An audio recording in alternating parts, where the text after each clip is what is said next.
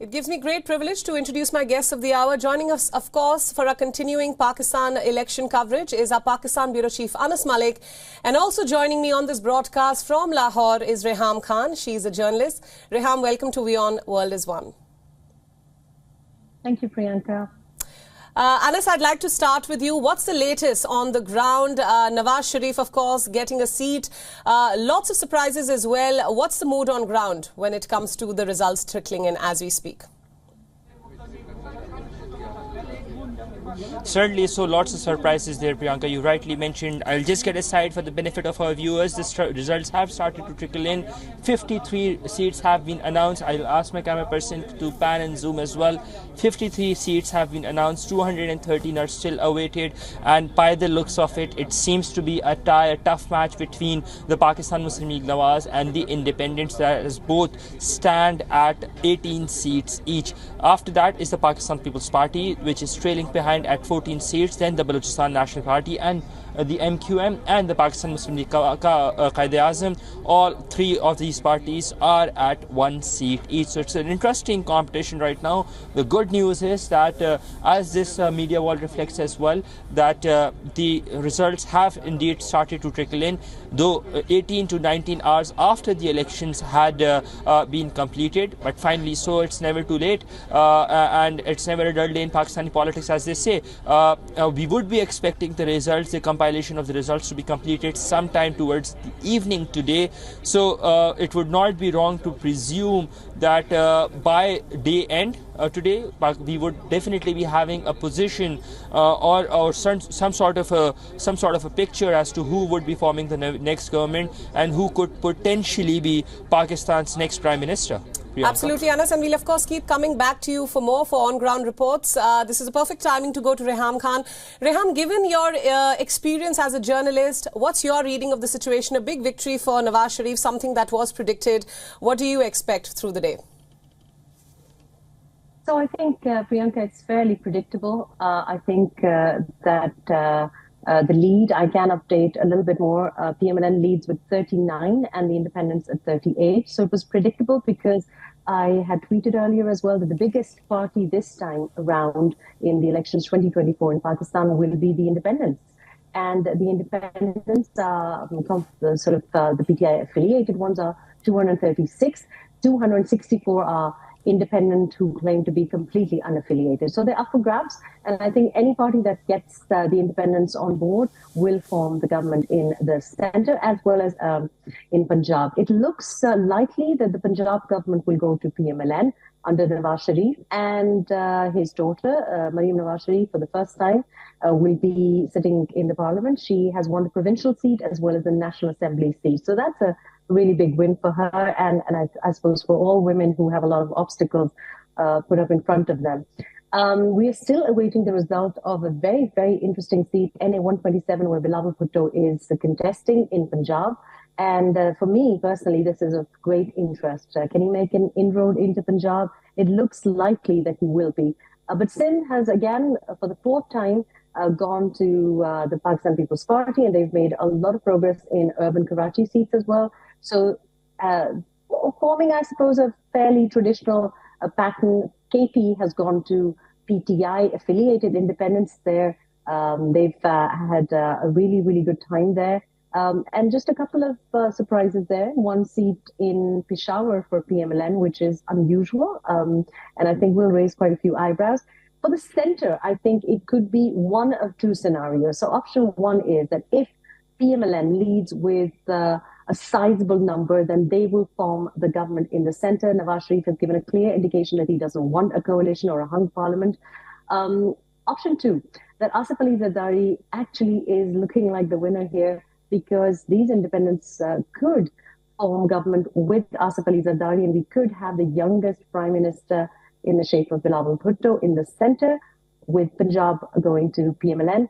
But this is obviously up for speculation because we haven't got the results, as Anas pointed out. We have at least 218 results awaited. So it's been a very slow and I suppose a nerve-wracking process as well. But any of those, concerns that the elections won't be fair for PTI, that they won't be a level playing field, seem to be quite hollow, actually, because the Pakistan Tehreek-e-Insaf voters, I must say, not only have they done a brilliant job in the absence of their leaders, but I think they've voted very discerningly.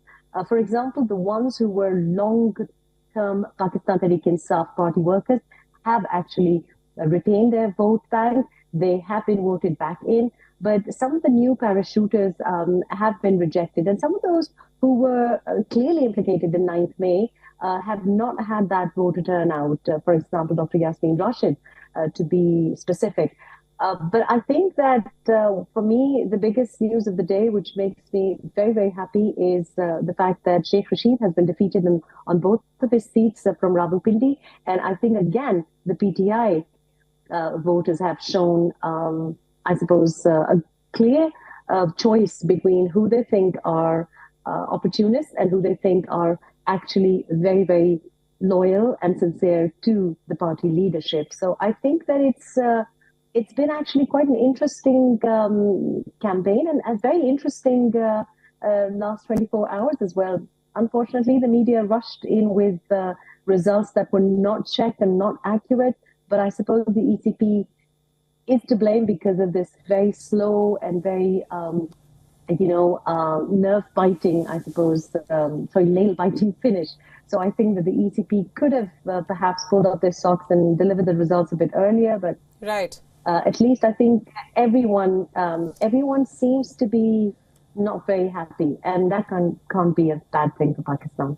Rehan, when we started this conversation, you mentioned women in politics. So I have to ask, given today's Pakistan, how is the representation of women in politics?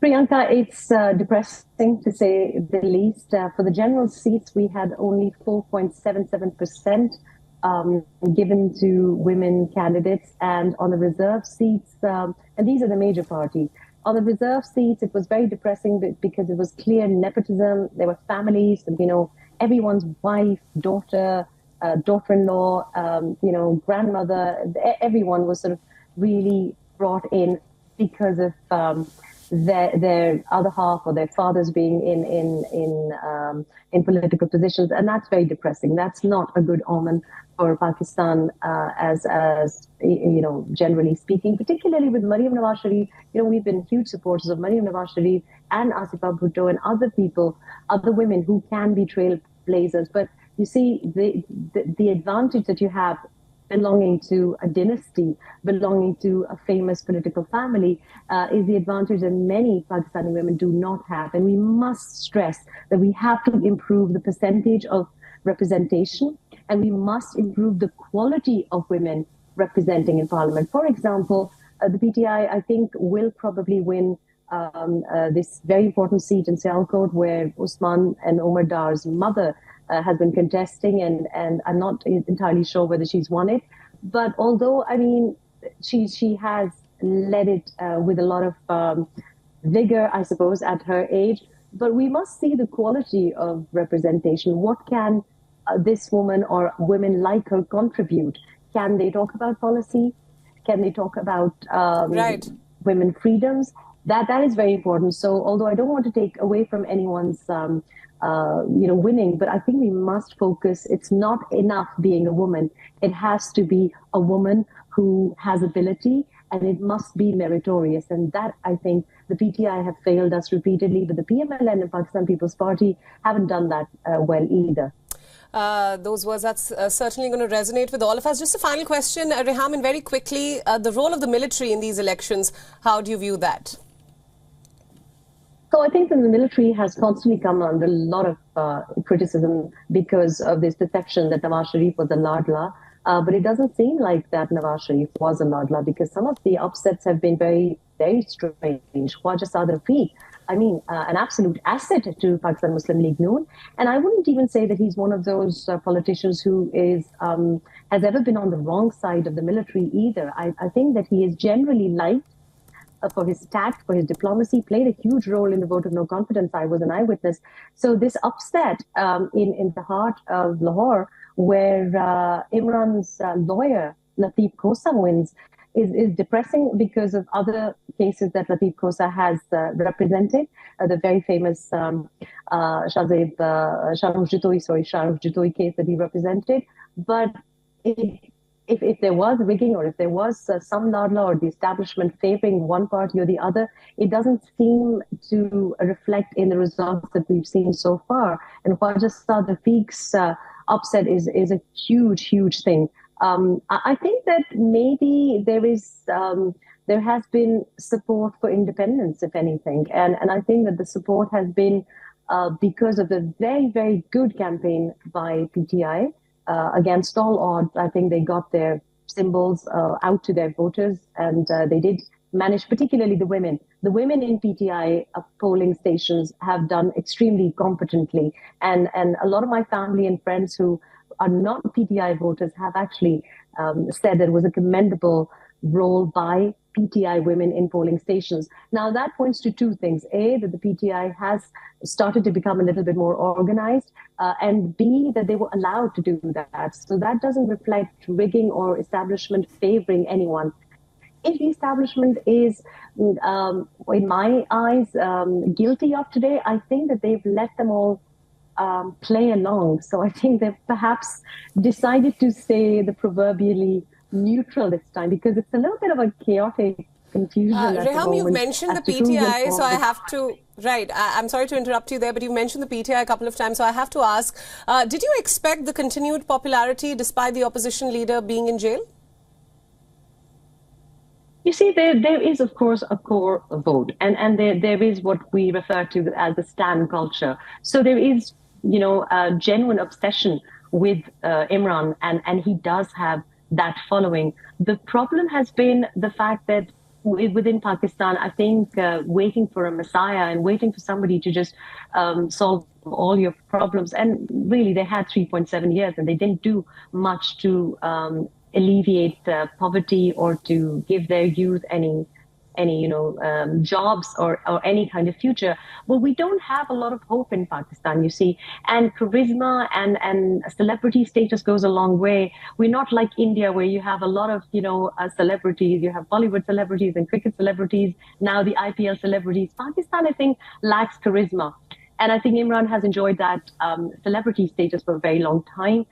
This might not be a very good indication that somebody can be a statesman, but I think that popularity is intact. However, some of the decisions that they've taken recently, which I pointed out in response to your first question also, was that the PTI core voters have realized that PTI long-term party workers were not given tickets in this run. And they have, I think, rejected those new parachuters, those new opportunists, because they are aware that these people are just using Imran's celebrity to piggyback and to get a career in politics. And they are aware that this is not going to bring about that Naya Pakistan change. So there is that popularity intact, but they are a chaotic, disorganized party. They do not have that democratic culture within them. For example, now that Imran is in jail and Shah Mahmood Qureshi is in jail and Asad Umar is, obviously completely silent, there is no structure where somebody would lift the party or organize the party or even represent. I mean, who are these people? You mentioned in your intro that Barrister Gohar has won. I mean, who is he? Is he PTI? He's not PTI at all. He's unrecognizable. So I think that a lot of people there's another constituency where I thought that the PTI did really well, and that was the Attak constituency, where they rejected Major Tahir and opted for the PMLN candidate. So that means that the PTI core voter is thinking about the choices or the wrong choices that Imran continues to make in jail. So I think that is perhaps a progression. So hopefully next time round they will demonstrate a bit more maturity. We live in hope, as they say. Right. Reham, you spoke about Naya Pakistan. This election is being closely watched from different corners of the world, especially America, as they said. When you talk about Naya Pakistan, what are the issues of the traditional voters when they're going to the polls?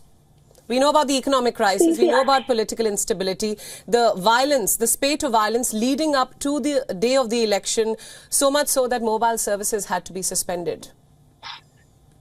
I think that all parties are out of touch, and particularly I think that PMLN has to really sit down post this election campaign and, you know, whatever happened in the last 48 hours. They have to really connect now with the youth. And I think that the core issues are completely ignored and routinely sort of, you know, it's not the big, huge infrastructure that we need. I think that younger people want a future, and that hope is what Imran sold very well. He didn't deliver, but that is what the youth want. They want a hope. There will be job creation for them, that there'll be skills development for them, and that they will have a life in Pakistan. So we keep referring to them as a goal, as an asset. But is the asset our youth only for cheering on in jalsas and for selfies and for running around elite convoys and protocol? That is not acceptable. So we must understand that it is poverty alleviation, but it is the youth particularly who do not see a future in Pakistan. It's not good enough for us to say, well, you can go abroad and send us foreign remittances. We must create opportunities here, and we must train our youth to be skilled enough to implement those skills in Pakistan. We must improve our export sector. And I, for one, am a huge proponent of the European Union model. And I think that we need to revisit how we do trade, and particularly with countries who we share borders with. So we must revisit that also. We must prioritize trade with our bordering countries like Afghanistan, Iran, and perhaps even India. And I think that this is what we are lacking. We don't want any, we want any of this fake narrative crafting. We need to really get serious, and I think we have to prioritize our children and our youngsters. Every party and any party that comes into power, if they're not thinking about this, I don't think they're going to last very long, and then we'll be facing another vote of no confidence. Rehan, we're running out of time, but as usual, it's been a very insightful and enlightening conversation. Thank you so much for your time today. Thank you, Priyanka. WION World is now available in your country. Download the app now and get all the news updates on the move.